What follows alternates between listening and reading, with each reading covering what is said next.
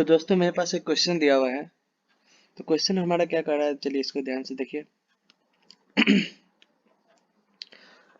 Question हमारा कर रहा है A can complete a work in 60 days. A एक पर्सन जो कि किसी वर्क को 60 डेज में कंप्लीट कर लेता है। B is 25% more efficient than A.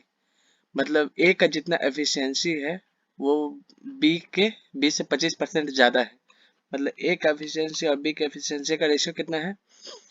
B is 25% more efficient than A. मतलब बी 25% ज्यादा है ए के एफिशिएंसी से। मतलब मान लीजिए ए का एफिशिएंसी 4 है तो बी का एफिशिएंसी क्या हो जाएगा, 5 हो जाएगा। ओके,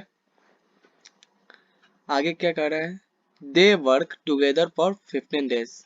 मतलब ए और बी है ना, साथ में मिलकर 15 डेज तक काम करते हैं। 15 डेज तक काम करते हैं और एक नया कैरेक्टर इंट्रोड्यूस होता है सी, जो कि कहता है C alone completes the remaining work in 14 days. C अकेला 14 डेज में काम कर लेता है। जो बचा हुआ काम है ना वो सी 14 डेज में कर लेता है। मतलब पहले ए और बी 15 दिन तक काम करते हैं, फिर जितना काम बचा उसको सी हमारा 14 डेज में पूरा कंप्लीट कर लेता है। तो क्वेश्चन में क्या पूछ रहा है, in how many days B and C together will complete the 5/8 part of the original work.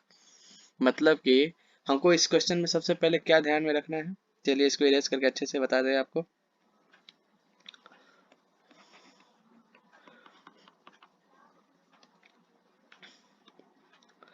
इस क्वेश्चन में सबसे पहले आपको यही ध्यान देना है कि हमारा बोल रहा है ए हमारा 60 डेज में वर्क कंप्लीट कर रहा है।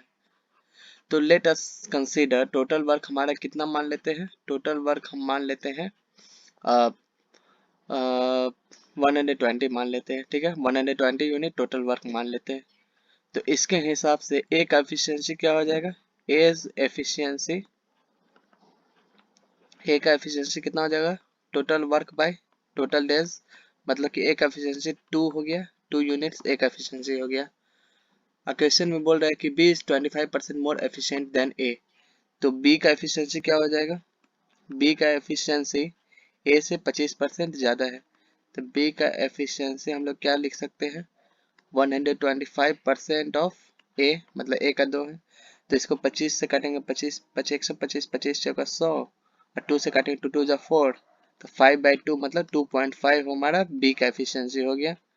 2 हमारा ए का एफिशिएंसी है और 2.5 हमारा बी का एफिशिएंसी है। अब हमको क्या बोल रहा है, आगे हम लोग को कह रहा है ए और बी है ना 15 डेज तक काम करते हैं।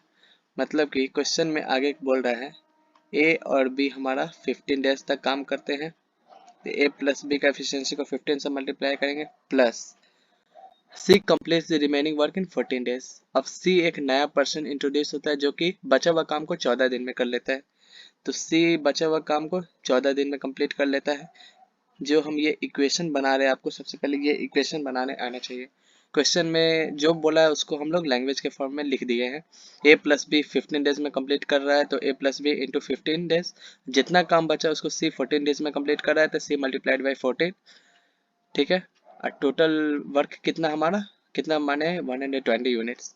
तो 120 यूनिट्स यहाँ लिख दिए। और ए का एफिशिएंसी प्लस बी का एफिशिएंसी, ए का एफिशिएंसी हमारा 2 है, बी का एफिशिएंसी 2.5 है। तो क्वेश्चन में हमको सॉरी इस सवाल में हम लोग का ए का एफिशिएंसी 2 यूनिट आया है, बी का एफिशिएंसी 2.5 यूनिट है। तो 2 plus 2.5 multiplied by 15 plus 14c is equal to 120। इस इक्वेशन को आगे सॉल्व कर रहे हैं तो कितना हो गया, 2 प्लस 2.5 हमारा 4.5 हो गया, into 15 plus 14c is equal to 120। इसका मतलब क्या हो गया, दोनों को मल्टीप्लाई करेंगे तो कितना आ जाएगा, 5 5 25 25 26 27 और 4 6 प्लस 2 6 हो गया। 15 67.5 plus 14c is equal to 120 हो गया। इसका मतलब 14c का वैल्यू हमारा कितना हो गया, 120 माइनस 67.5। इस दोनों को सब्ट्रैक्ट कर दिए तो कितना हो गया, 9 में से 2 गया 7, 11 में से 6 गया 5।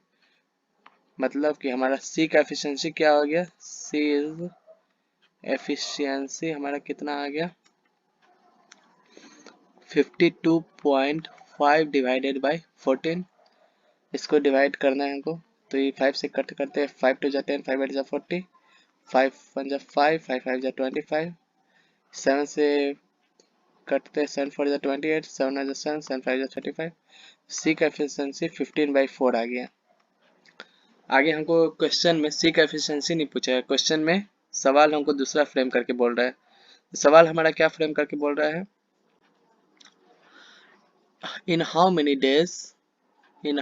Days B and C together complete the 5/8 part of the total work.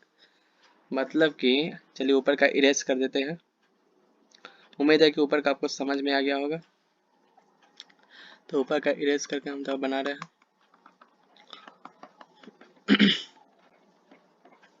Total work हमारा 120 है।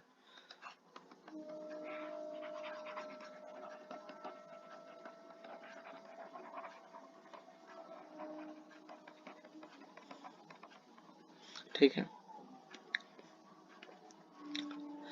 ए का एफिशिएंसी टोटल वर्क हमारा कितना था, 120 था। ए का एफिशिएंसी कितना है, 2 है। बी का एफिशिएंसी कितना है, 2.5 है। सी का एफिशिएंसी कितना है, 15/4 आया है। ये हमारा सी का एफिशिएंसी आया है। तो क्वेश्चन में आगे क्या बोल रहा है, 5/8 पार्ट ऑफ ओरिजिनल वर्क।